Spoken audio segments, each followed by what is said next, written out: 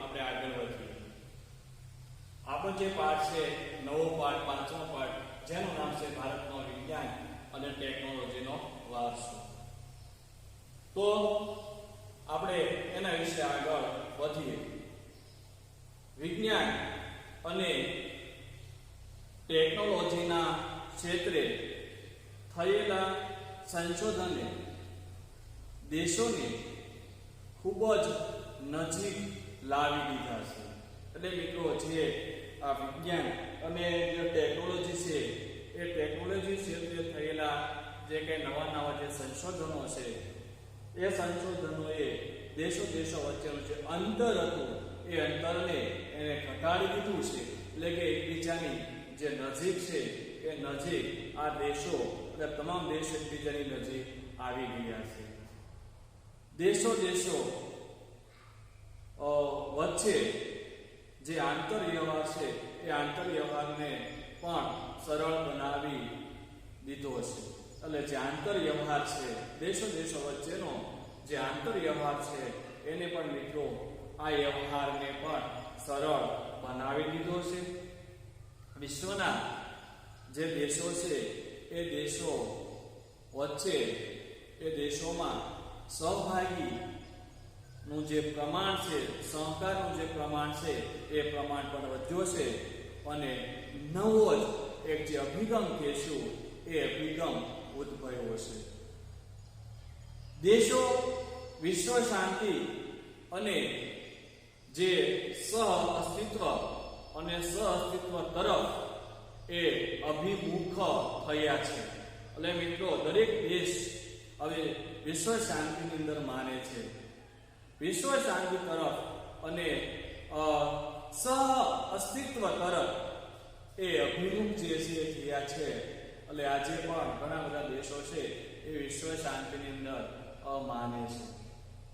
આપણા જવાહરલાલ નહેરુએ પણ આપણા દેશની શાંતિ માટે એમને બિન જોડાણવાદની જે નીતિ હતી એ એને અપનાવી હતી. મિત્રો, યાદ કરો. તો આજના સમયમાં પણ જે દેશો છે એ વિશ્વ શાંતિ અને સહઅસ્તિત્વ તરફ એ અભિમુખ થયા છે. તો અહીંયા વિજ્ઞાન અને ટેકનોલોજી આવા બે શબ્દો અહીંયા તમને જોવા મળે છે. તો વિજ્ઞાન અને ટેકનોલોજી એટલે શું એની આપણે વાત કરીએ. વિજ્ઞાન અને ટેકનોલોજી એટલે શું? તો વિજ્ઞાન એટલે વ્યવસ્થિત જ્ઞાન. વિજ્ઞાન એટલે વ્યવસ્થિત જ્ઞાન.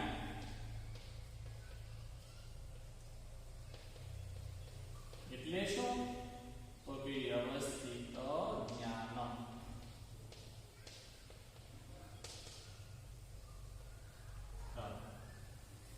તો ટેકનોલોજી એટલે શું? તો વિજ્ઞાન એટલે વ્યવસ્થિત જ્ઞાન, બરાબર. અને ટેકનોલોજી એટલે શું? તો ટેકનોલોજી એટલે, યાદ રાખજો,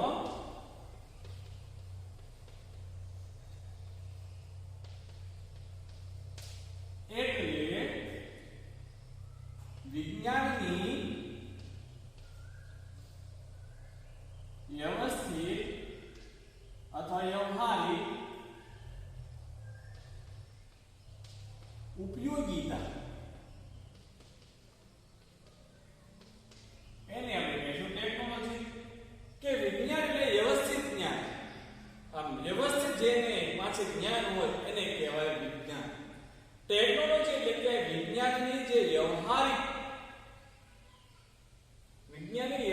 ઉપયોગિતા, એટલે કે તેનો કેવી રીતે ઉપયોગ કરવો એને કહેવાય ટેકનોલોજી. વ્યવહારની અંદર એનો કેવી રીતે ઉપયોગ કરવો, તો આપણી પાસે જે જ્ઞાન છે એ જ્ઞાનનો આપણે કેવી રીતે ઉપયોગ કરવો એને આપણે કહીશું ટેકનોલોજી. તો મિત્રો, આમ બંને જે શબ્દો છે એ આપણને એક સરખા લાગે છે, પણ તે બંને વચ્ચે થોડું ભિન્ન જેટલું અંતર રહેલું છે. બંને વચ્ચે કંઈક જુદો જે તફાવત છે એ તફાવત રહેલો હોવા છતાં એ એકબીજાની સાથે એ જોડાઈ જાય છે. જો બંને જે થોડો ભિન્ન તફાવતો છે, બંને શબ્દો ભિન્ન છે, જુદા જુદા છે, છતાં પણ એકબીજા સાથે એ શબ્દો એ જોડાઈ જાય છે. અને જોડાઈને વિજ્ઞાન અને ટેકનોલોજી આવો એક શબ્દ છે એ ઉપસ્થિત થાય છે. હવે આપણે વાત કરવાની છે પ્રાચીન ભારતનો વિજ્ઞાનના ક્ષેત્રે વારસો. તો જે પ્રાચીન જે ભારત છે, પ્રાચીન ભારતે વિજ્ઞાનના ક્ષેત્રે એને જે વારસો એ આપણને આપ્યો છે. વારસો એટલે પૂર્વજો તરફથી આપણને જે કે અમૂલ્ય ભેટ મળે છે એને આપણે વારસો ગણી શકાય. તો પ્રાચીન ભારતે આપણને શું વારસામાં આપ્યું છે એની જે ચર્ચા છે એ આપણે મુદ્દાની અંદર કરવાની છે.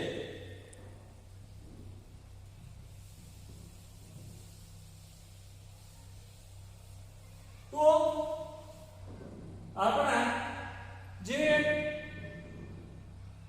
પ્રાચીન ભારતના જે મહાન જે ઋષિઓ છે એ ઋષિઓએ આ ક્ષેત્રે એટલે વિજ્ઞાન અને ટેકનોલોજીના ક્ષેત્રે અમૂલ્ય વિશ્વને કંઈક વારસો છે, વારસો આપ્યો છે. એટલે કે પોતાનો જે કંઈ ફાળો છે એ ફાળો એણે આપ્યો છે. બીજી રીતે કહેવું હોય તો કહી શકાય કે આપણા પ્રાચીન ભારતના મહાન ઋષિઓએ આ વિજ્ઞાનના ક્ષેત્રે આ ક્ષેત્રે વિજ્ઞાન અને ટેકનોલોજીના ક્ષેત્રે પોતાનો જે કંઈ ફાળો છે એ ફાળો આપ્યો છે. તો આપણે વાત કરીએ ધાતુ વિદ્યા,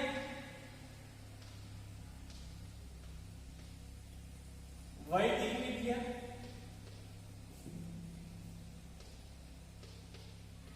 શલ્ય ચિકિત્સા,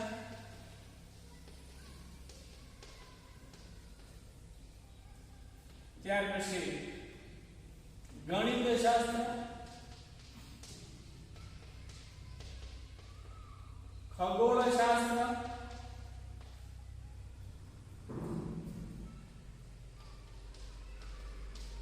પછી રસાયણ શાસ્ત્ર છે,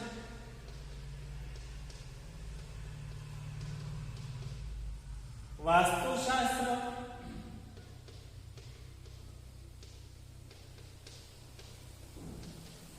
કે પછી જ્યોતિષ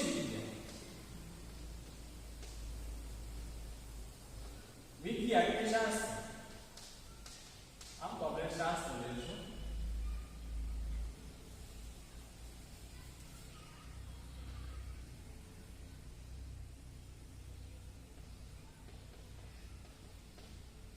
અહીંયા આપણે રસાયણ શાસ્ત્ર એટલે આપણે રસાયણ વિદ્યા કરીએ.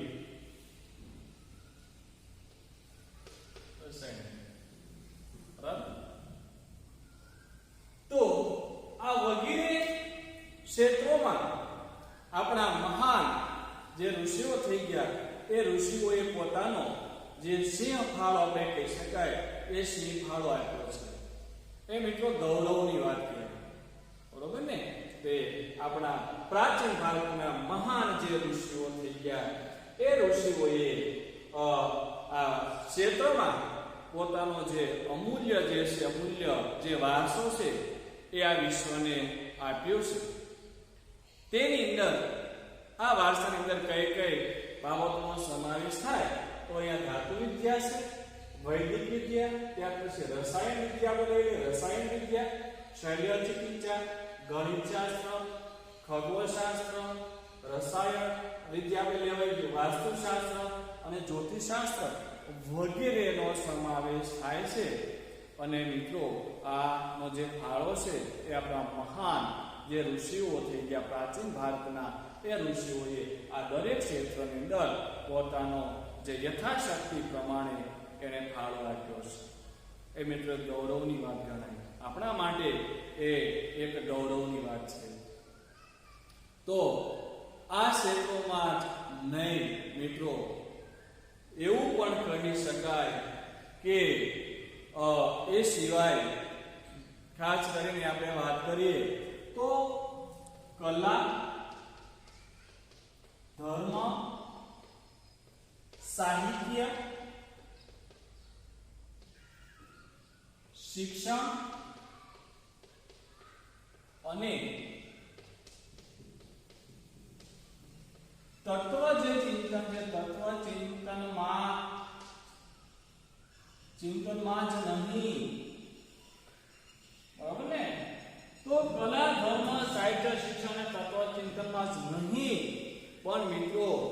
વિજ્ઞાન અને ટેકનોલોજી ક્ષેત્રમાં પણ આ મહાન ઋષિઓએ પોતાનો જે ફાળો છે એ આપ્યો છે. આપણા ભારતની અંદર જે તત્વચિંતન છે એ તત્વચિંતનમાં જ નહીં પણ એટલે કે આધ્યાત્મિક વિચારધારા સાથે સાથે વૈજ્ઞાનિક દ્રષ્ટિબિંદુ પણ ધરાવે છે. તો અર્વાચીન જે યુગ છે એ અર્વાચીન યુગના સંશોધનો એવું સાબિત કરે છે કે ભાઈ ભારતમાં આધ્યાત્મિક ક્ષેત્રે અને આધ્યાત્મિક વિચારધારાની સાથે સાથે વૈજ્ઞાનિક જે દ્રષ્ટિબિંદુ છે એ વૈજ્ઞાનિક દ્રષ્ટિબિંદુ પણ ભારત ધરાવે છે. તો મિત્રો આમ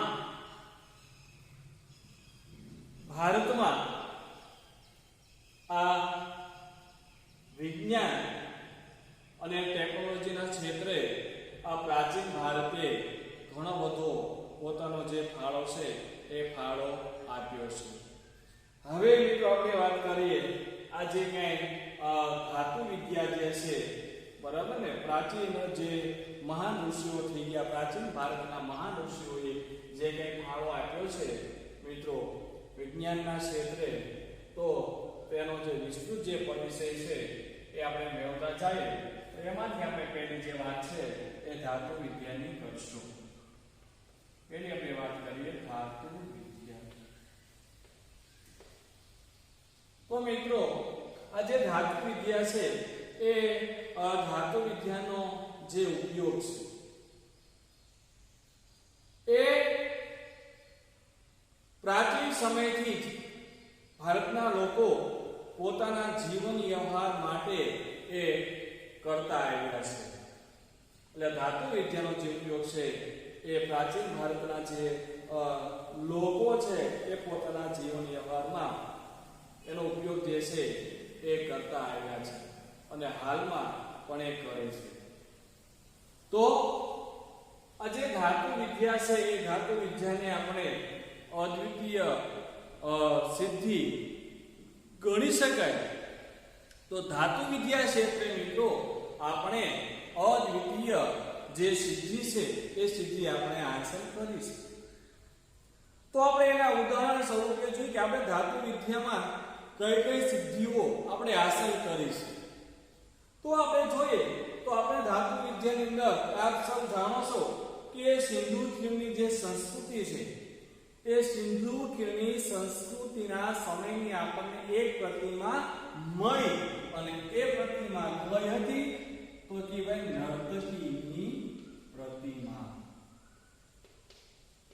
તો આ જે આપણને પ્રતિમા મળી એ પણ ધાતુમાંથી જ બનાવવામાં આવી હતી. એટલે કે જે ધાતુની નર્તકીની જે પ્રતિમા છે એ પ્રતિમા આપણને મળી. સિંધુ ખીણની સંસ્કૃતિના સમયમાં ધાતુમાંથી બનાવેલ નર્તકીની જે પ્રતિમા છે એ પ્રતિમા આનો જે ઉદાહરણ રૂપ આપણે એને કહી શકીએ. આ સિવાય પણ અન્ય જે ઉદાહરણો છે એ કંઈક ને કંઈક આપણને કહી જાય છે. અને આ સિવાય બીજા પણ એવા ઉદાહરણો સાબિત કરે છે કે ધાતુ જે વિદ્યા છે એ સમયની અંદર ધાતુમાંથી શું બનાવવામાં આવતું. એના ઉદાહરણ સ્વરૂપે આપણે એક વાત કરી છે કે સિંધુ ખીણની જે સંસ્કૃતિ છે એ સમયમાં મળી આવેલ ધાતુની નર્તકીની જે પ્રતિમા છે. એ સિવાય જે તક્ષશિલામાંથી પણ ધાતુમાંથી બનાવેલ અને જે કુષાણ રાજ્યના સમયની ત્યાં કુષાણ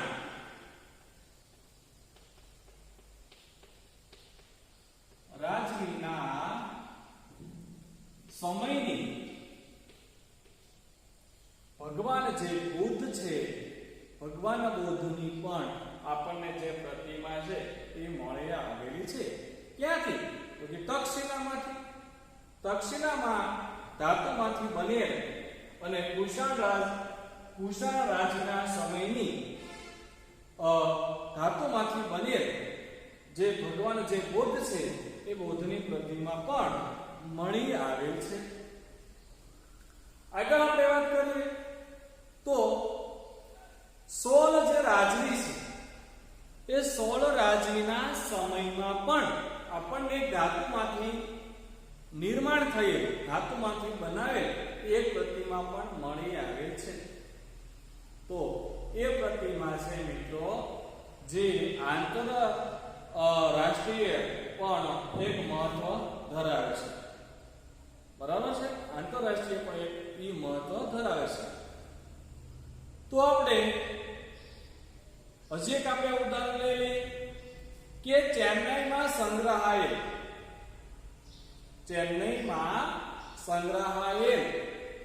અને આંતરરાષ્ટ્રીય જે ખ્યાતિ છે ખ્યાતિ પામેલ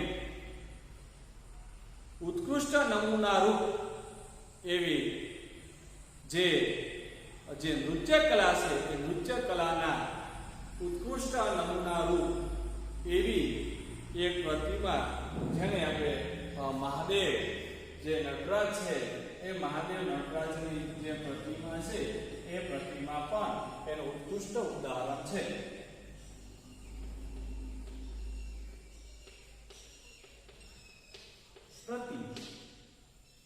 જે ચેન્નઈમાં સંગ્રહાયેલ અને આંતરરાષ્ટ્રીય ખ્યાતિ ધરાવતી અને નૃત્ય કલાના ઉત્કૃષ્ટ નમૂનારૂપ એવી મહાદેવ ભગવાન જે શંકર છે એને નટરાજની જે પ્રતિમા છે એ પ્રતિમા પણ પ્રાપ્ત થયેલી છે.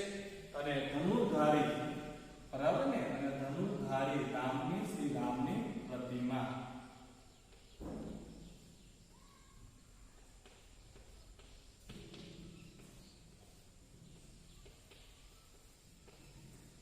રામની પ્રતિમા છે એ આપણને પ્રાપ્ત થાય છે. ત્યાર પછી આપણે વાત હમણાં કરી કે ભાઈ 16 જે રાજવીઓ છે એ 16 રાજવીના સમયના ધાતુ શિલ્પો પણ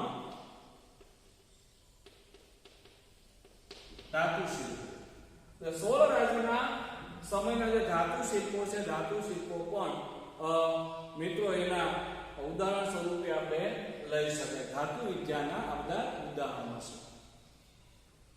ત્યાર પછી આપણે જોઈએ તો દેવ અને દેવી અને જે દેવતાઓ છે, પશુઓ અને જે પક્ષીઓ છે તેની પણ જે કંઈ પ્રતિમાઓ છે આપણને મળી આવે છે. તો આ બધા જે છે એ ધાતુ વિદ્યાના ઉદાહરણ કહી શકાય. આમ આપણે ધાતુ વિદ્યામાં પણ ખૂબ જ આપણે પ્રગતિ કરી છે. તો એનો જે ફાળો છે એ વિજ્ઞાન, પ્રાચીન ભારતનું જે વિજ્ઞાન છે એ વિજ્ઞાનના ફાળે જ જાય છે એવું કહી શકાય.